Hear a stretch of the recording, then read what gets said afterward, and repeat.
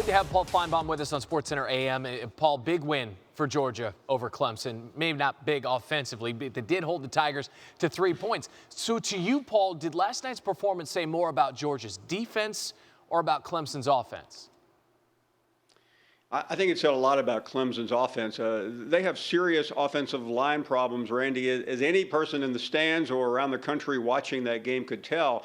Yeah, there were 7 sacks. A lot of those were on DJ, but still they just couldn't find any production at all. This was an offense that's been averaging in the 40s for the last couple of years under Trevor Lawrence.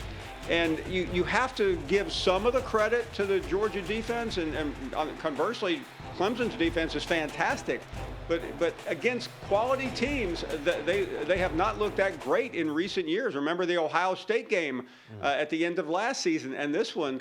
And their biggest problem, I think, in addition to their offensive line, is where do they go now for a quality win? The ACC was a disaster over the weekend, and they are going to look long and far to try to get back into the college football playoff. I know their fans will say all we have to do is win. We go to Charlotte again, win the ACC. It may not be that easy because of what Georgia and Alabama, the path that they are currently on. You start looking at some of the opponents on your schedule, and you look at North Carolina falling in week 1. You need another candidate to emerge out of your conference so that presumably you could beat them in the title game. All right, let's get elsewhere in the SEC.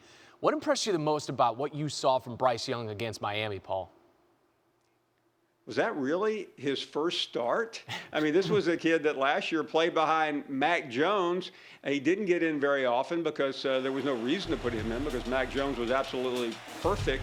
And he looked like he'd been there for years. He was simply unbelievable. It's almost hard for those of us who've been covering college football for a very long time to think about. After his first start at Alabama, he is already the front runner for the Heisman. I mean, I can't believe I just said that, but I did, and it's true.